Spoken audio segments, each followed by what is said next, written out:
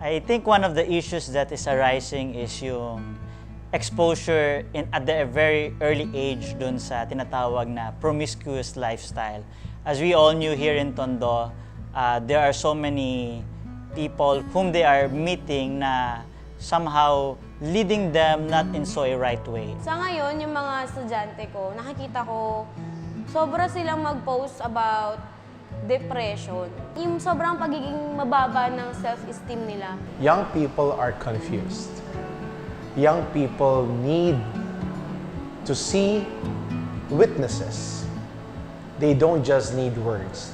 They need actual people who really live out a pure life. Young people used to be like them when went to different struggles in terms of human sexuality, in terms of the person of being a man or a woman. Yung parang social norms, yung parang pag okay sa iba, parang okay na rin siya kahit hindi naman talaga. Yung maaga pong pakikipagrelasyon. Kasi po siguro curiosity ng kabataan. Parang gusto din nilang subukan na magkaroon ng relationship. Kasi siguro yung family problem din nila, nakulangan sila ng attention. Tapos yung pagmamahal na hinahanap nila sa pamilya nila, imbes na sa pamilya nila mahanap dun sa karelasyon nila nakikita. Malaman po yung tunay na worth mo as a person.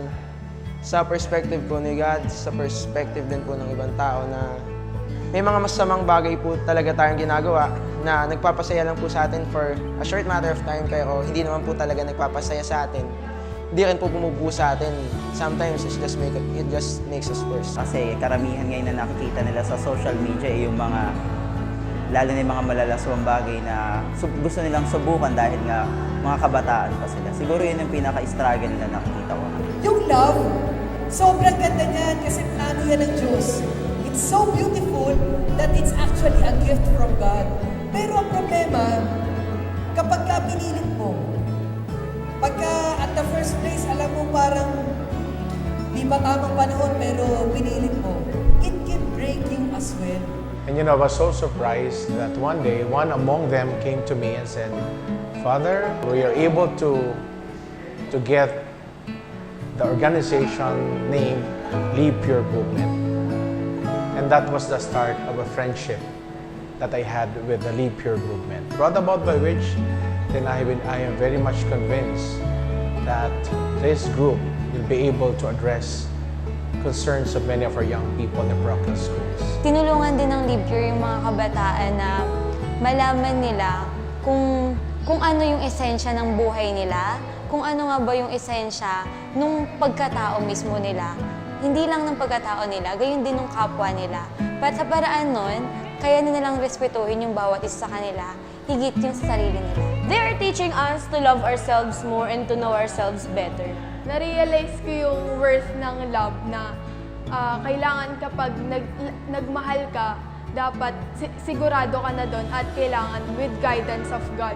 Kasi si God talaga yung dahilan para magkaroon ka ng tunay at wagas na pagmamahal. You know, one thing I admire from the people that are behind the Live Pure Movement, these are young professionals.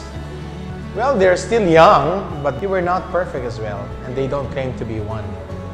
Struggle continues, but they have allowed God to change them and make them better. And this is what our young people need today, practitioners, witnesses, and most especially, they need examples. Huwag kayong matakot na lumapit sa Diyos.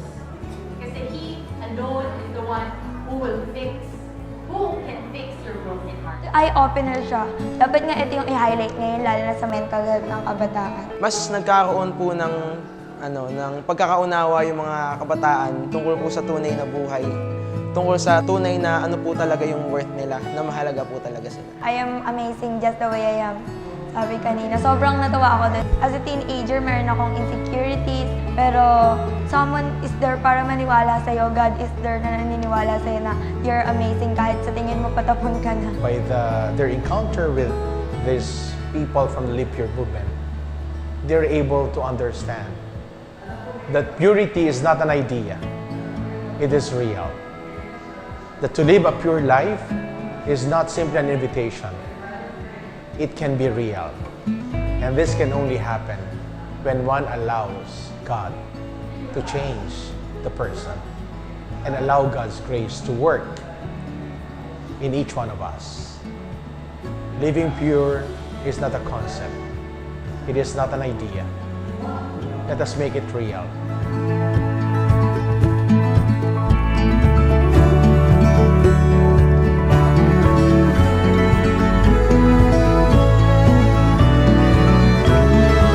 And I invite young people to be part of the coming conference, which will be held at SMX this coming October 7. I will be there and hope to see you there as well.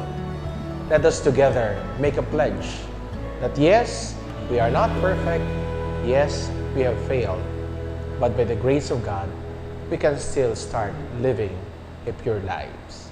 Good morning and see you in the coming Congress.